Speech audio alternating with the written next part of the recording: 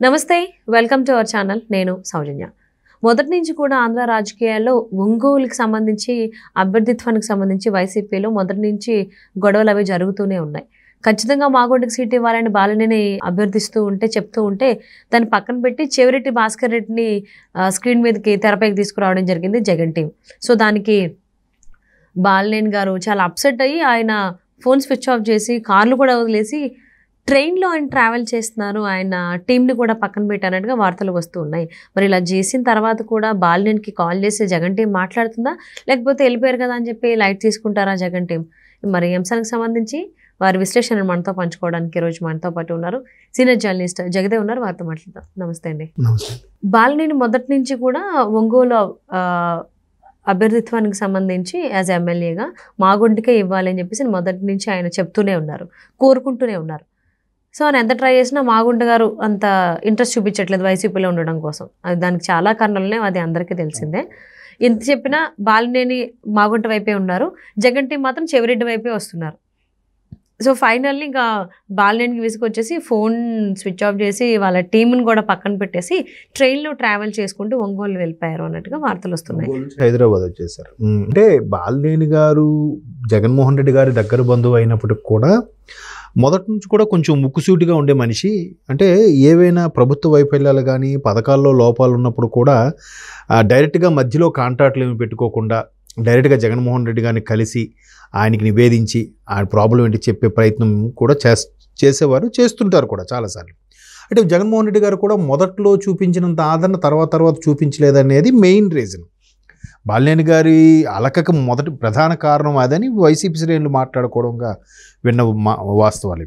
అయితే ఏంటంటే ఇదేనే కాదు, టిడ్కో ఇల్లుకి సంబంధించి కూడా ఫస్ట్ అక్కడ ఆయన హయాంలో జరిగినప్పుడు అవకతవకలు జరిగాయి. ముఖ్యంగా వైసీపీ కార్యకర్తలకి ఇవ్వాల్సింది పోయి అందరికీ ఇచ్చాము, అందరికీ మీట నొక్కి ఇచ్చేలా చేస్తామనేది కరెక్ట్ కాదు. ఎందుకంటే మన వెనక వైసీపీ కార్యకర్తలు ఎవరైతే మొదటి నుంచి జెండా పట్టుకుని తిరిగారో వాళ్ళకి న్యాయం చేకూర్చాలి అనేది బాలినేని గారి వాదం.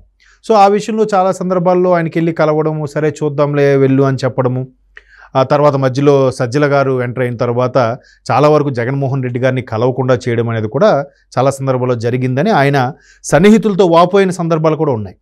అది కాకుండా ఒక 4 నెలల కిందట కూడా ఇలాగే పార్టీ సమావేశం పెట్టినప్పుడు కూడా ఇట్లా బాలినేని గారు అక్కడ వాళ్ళతో వాపోయిన విషయం ఏంటంటే, మనకంటే జగన్మోహన్ రెడ్డి గారి మీద ఎంత ఫీలింగ్ ఎంత ఉంటుంది, అభిమానం, మరి ఆయనకి మన మీద ఉండాలి కదా, ఇలాంటి సందర్భాల్లో మనం పోటీ చేయాలని కూడా క్వశ్చన్ మార్క్గా ఉంది, బిడ్డను ఇంట్రడ్యూస్ చేద్దాం అనుకుంటున్న అబ్బాయిని ఈ సందర్భంలో ఇంట్రడ్యూస్ చేయడం కూడా కరెక్ట్ కాదు అని సన్నిహిత వర్గాలతో మాట్లాడడం, అది మీడియాలోకి యూట్యూబ్లో వైరల్ అవ్వడం కూడా మనం చూసాం. అంటే అక్కడి నుంచి కూడా వైసీపీలో ఉండే లోకలోకలు విషయాలు బయటకు రావడం కానీ, బాలినేని గారు ఇట్లా పార్టీల మీద అంతగా సుముఖంగా లేరు, ఆయనకి ప్రాధాన్యత తగ్గిందని కానీ రకరకాల వార్తలు వినిపిస్తున్న నేపథ్యంలో ఆయన ప్రతిసారి అలగడము, ఎవరినో ఒకరు పంపించి విజయసాయిరెడ్డి గారినో లేదంటే ఇంకెవరైనా కీలకమైన వ్యక్తులను పంపించి బుజ్జగించడం గట్రా చేయడం జరిగేది. సో గడిచిన 6 నెలలు సంవత్సరం నుంచి చూస్తే ఒకవేళ ఈయన అలిగినా కూడా, ఈయన సన్నిహిత వర్గాల దగ్గర రెస్పాండ్ అవ్వకపోయినా, మీరు అన్నట్టు ఫోన్ రెస్పాండ్ అవ్వకపోయినా, లేదంటే ఆయన అక్కడ ఒంగోలులో ఉంటున్నారో హైదరాబాద్లో ఉంటున్నారో ఎవరికి ఇన్ఫర్మేషన్ ఇవ్వకపోయినా కూడా ఎవరో ఒకరి ద్వారా ఇన్ఫర్మేషన్ తెలుసుకొని ఆయనకి బుజ్జగించే ప్రయత్నం చేసేవారంట. బట్ గడిచిన 6 నెలలు 8 నెలల నుంచి చూస్తే మాత్రం ఆ బుజ్జగింపులు ఏం లేవు.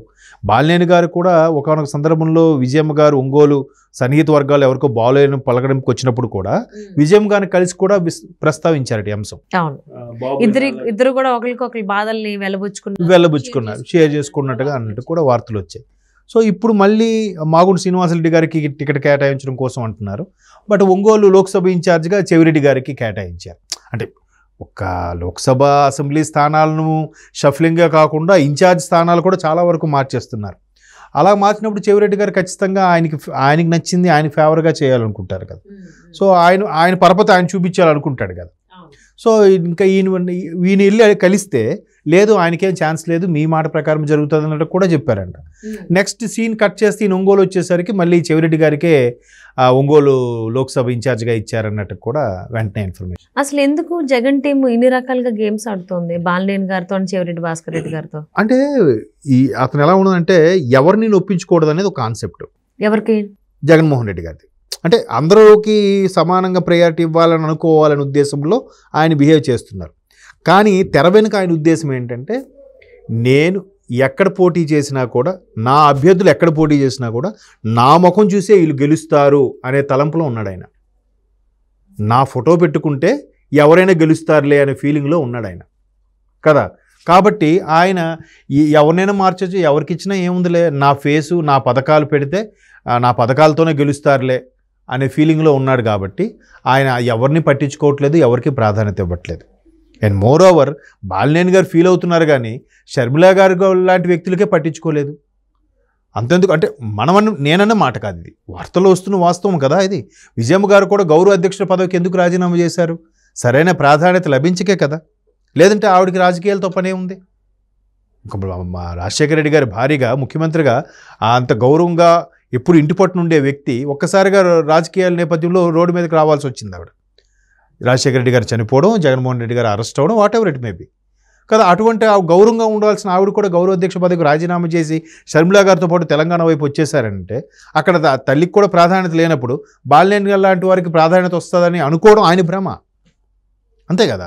ఆయన అడిగినా కూడా ఇప్పుడు వాళ్ళైనా రాజకీయ నేపథ్యంలో ఇంత హడావిడిగా అభ్యర్థులను కేటాయించే విషయంలో, అభ్యర్థిని డిక్లేర్ చేసే విషయంలో హడావిడిగా ఉంటున్నప్పుడు ఇంకా ఎంతకని వీళ్ళని వాళ్ళు అలిగితే మాత్రం బతిమాలుతారు, బామాలుతారు చెప్పండి.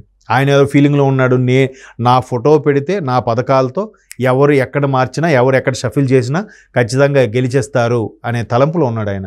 అవును, ఆయన సర్వేలు కూడా ఆయన అలాగే చెప్తున్నారంట. మరి ఆయనకి అలా ఆ స్థాయిలో ఉన్నప్పుడు ఫీలింగు ఇంకెవరు చెప్పిన మాట ఎందుకు వింటారు? వినే పరిస్థితిలో లేదు. ఈయన అలిగినా, ఈయన ఫోన్ స్విచ్ ఆఫ్ చేసుకున్నా, ఈయన సింహపురి ఎక్స్ప్రెస్లో మీరు అన్నట్టు ఒంగోలు నుంచి హైదరాబాద్ వచ్చేసినా, హైదరాబాద్లో ఎమ్మెల్యే క్వార్టర్స్లో ఉన్నారా, ఆయన గెస్ట్ హౌస్లో ఉన్నాడా, లేకపోతే ఆయన ఇంట్లో ఉన్నాడా అని వాకప్ చేసే పరిస్థితులు ఉండవు కదా. కాకపోతే ఈ ఎవరెవరైతే సోకాళ్ళుగా ఒక్కొక్కరుగా వెళ్ళిపోతున్నారో, ఇప్పుడు మొన్న కీలకమైన 3 ఎంపీలు వెళ్ళిపోయారు.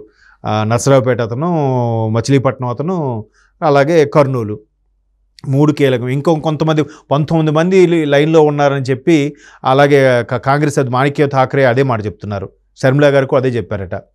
19 మంది రెడీగా బయటకు వచ్చేయడానికి సిద్ధంగా ఉన్నారు. 25 స్థానాల్లో ఉన్న 19 స్థానాలకు సంబంధించి ఆల్రెడీ 3 వచ్చారు. మిగతా 16 మంది కూడా 1 by 1గా బయటకు వచ్చేసే అవకాశాలు ఉన్నాయని. సో అలాంటప్పుడు నా అభ్యర్థిని కేటాయించండి, నా అభ్యర్థిని పెట్టండి అని బాలినేని గారి అలగడంలో అర్థమే లేదు.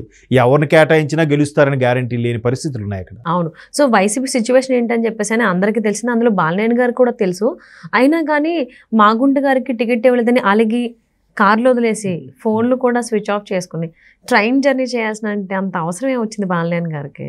అంటే ఏం తెలియజెప్దామని అంటే అదండి, ఆయన అలిగి కొంచెం అధిష్టానం సీరియస్గా తీసుకుంటుంది, జగన్ గారు ఫీల్ అయ్యి డెసిషన్ మార్చుకుంటారేమో అని ఆయన తాపత్రయం. కానీ ఆయన ఆల్రెడీ డెసిషన్స్ తీసేసుకుంటున్నాడు. ఆయన ఖచ్చితంగా ఇక్కడ వాళ్ళని అక్కడికి, అక్కడ వాళ్ళని ఇక్కడికి షఫుల్ చేస్తున్నారు. షఫుల్ చేస్తున్న నేపథ్యంలో ఆయన ఎవరి డెసిషన్ వినరు, ఎవరి మాట వినరనే అంటున్నారు. కాబట్టి ఈయన అలిగినా ప్రయోజనం లేదు. అందుకే ఈయన బహుశా ఫోన్ స్విచ్ ఆఫ్ చేసి పెట్టుకున్నారేమో. అవును, మేబీ ఏమైనా జరుగుండొచ్చు. సో బాలినేని గారు ఎంత చెప్పినా మాగుంట గారికి సీట్ ఇవ్వకుండా, ఈవెన్ మాగుంట గారు కూడా అంత విల్లింగ్ లేరు వైసీపీ నుంచి పోటీ చేయడానికి. సో ఫైనల్లీ చెవిరెడ్డి భాస్కర్ రెడ్డి వస్తున్నారు ఒంగోలుకి సంబంధించి ఇన్ఛార్జ్గా. సో ఆయన ఉంటారా, మళ్ళీ ఇంకెవరినైనా తెర మీదకి తీసుకొస్తారా జగన్ టీం అనేది చూద్దామండి. Thank you so much for spending your valuable time with us, Jagan గారు. థ్యాంక్ యూ అండి.